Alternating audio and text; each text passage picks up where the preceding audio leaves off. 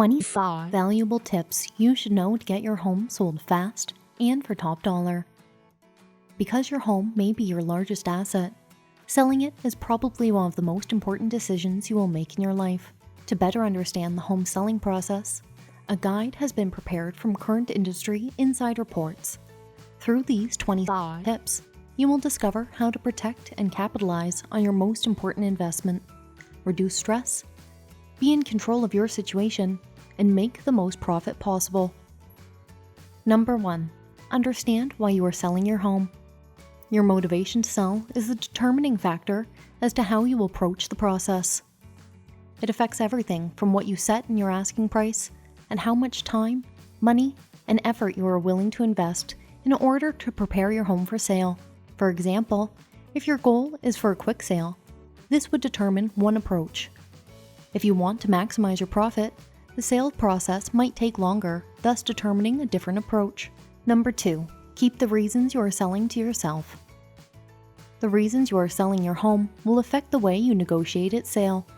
By keeping this to yourself, you don't provide ammunition to your prospective buyers. For example, should they learn that you must move quickly, you could be placed at a disadvantage in the negotiation process. When asked, simply say that your housing needs have changed. Remember, the reasons you are selling is only for you to know. Number 3. Before setting a price, do your homework. When you set your price, you make buyers aware of the absolute maximum they have to pay for your home. As a seller, you'll want to get a selling price as close to the list price as possible. If you start out by pricing too high, you run the risk of not being taken seriously by buyers and their agents. And pricing too low can result in selling for much less than you are hoping for. Setting your home sale price. If your home is comprised of similar or identical floor plans, built in the same time period, simply look at recent sales in your neighborhood to give you a good idea of what your home is worth. If you live in an older neighborhood, as neighborhoods change over time, each home may be different in minor or substantial ways. Because of this, you will probably find that there aren't many homes truly comparable to your own. In this case, you may want to consider seeking a realtor to help you with the pricing process. If you decide to sell on your own, a good way to establish a value is to look at the homes that have sold in your neighborhood within the past 6 months, including those now on the market. This is how prospective buyers will assess the worth of your home.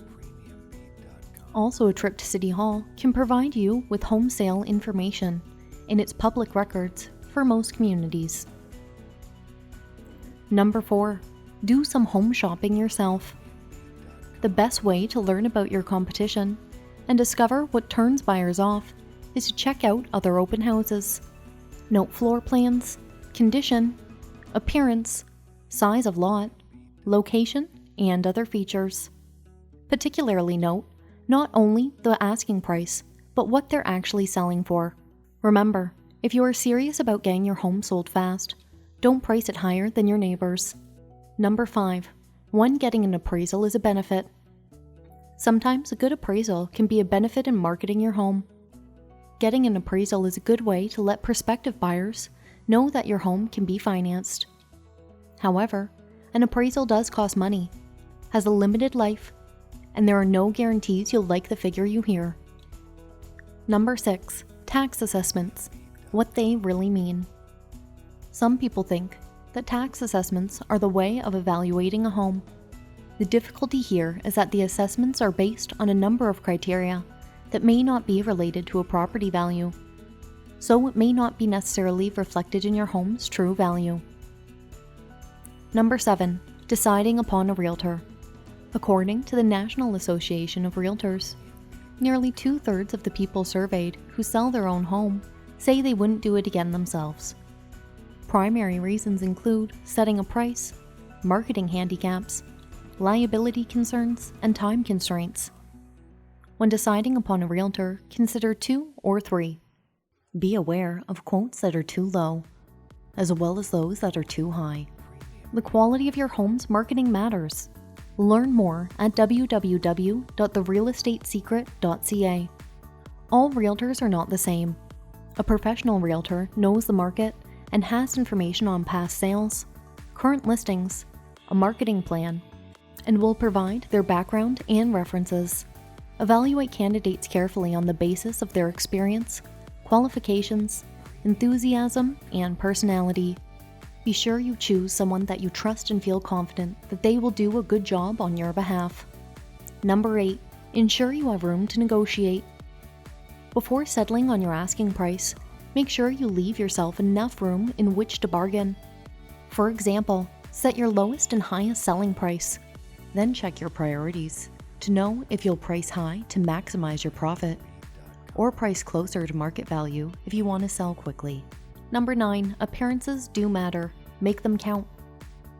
Appearance is so critical that it would be unwise to ignore this when selling your home. The look and feel of your home will generate a greater emotional response than any other factor. Prospective buyers react to what they see, hear, feel, and smell, even though you may have priced your home to sell. Number 10. Listing on MLS. Be aware of disadvantages. You may not be aware that listing your home on MLS can actually cause damage to your home's value. While MLS can help your home get more exposure, if it doesn't sell, buyers know. The history of a home on MLS cannot be deleted. Buyers frequently conclude value based on history.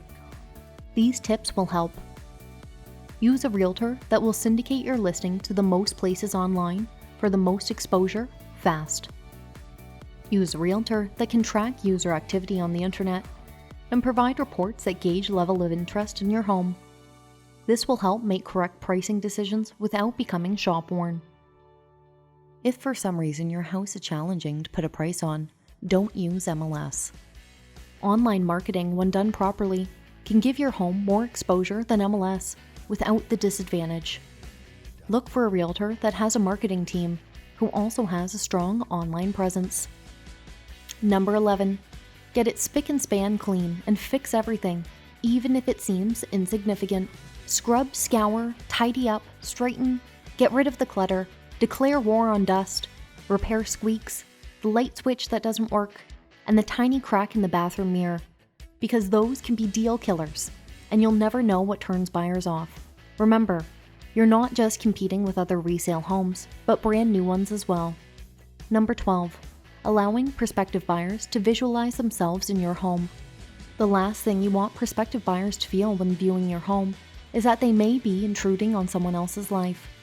Avoid clutter, such as too many knickknacks, etc. Decorate in neutral colors, like white or beige, and place a few carefully chosen items to add warmth and character. You can enhance the attractiveness of your home with a well-placed vase of flowers or potpourri in the bathroom. Home decor magazines are great for tips. Number 13. Deal killer odors must go. You may not realize, but odd smells, like traces of food, pets, and smoking odors can kill deals quickly. If prospective buyers know that you have a dog or that you smoke, they'll start being aware of odors and seeing stains that may not even exist. Don't leave any clues. Number 14. Be a smart seller. Disclose everything. Smart sellers are proactive in disclosing all known defects to their buyers in writing. This can reduce liability and prevents lawsuits later on. Number 15. It's better with more prospects. When you maximize your home's marketability, you will most likely attract more than one prospective buyer. It is much better to have several buyers because they will be in competition with each other.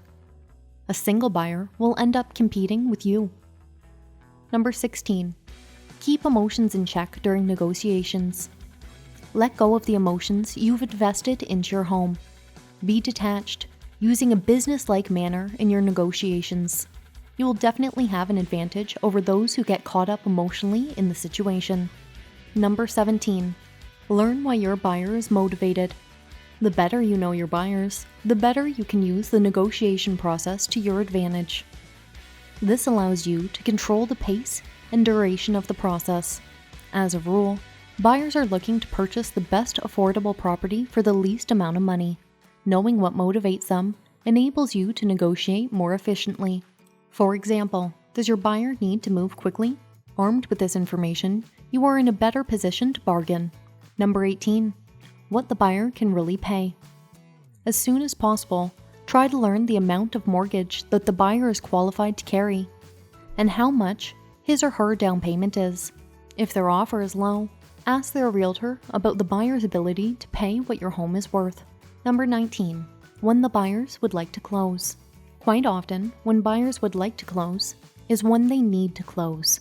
Knowledge of their deadline for completing negotiations again creates a negotiation advantage for you. Number 20. Be cautious signing a deal on your next home until you sell your current home. Beware of closing on your new home while you're still making mortgage payments on the old one, or you might end up becoming a seller who is eager, even desperate, for the first deal that comes along. Number 21. Moving out before you sell can be a tremendous advantage.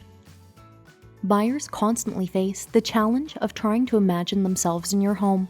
To do this, they have to mentally delete all of your furniture and items. While this is not always practical to move out first, technology shows buyers the homes in a way that allows them to imagine what rooms look like without your stuff. See an example at www.seethebest.ca. Number 22. Deadlines create a serious disadvantage. Don't try and sell by a certain date.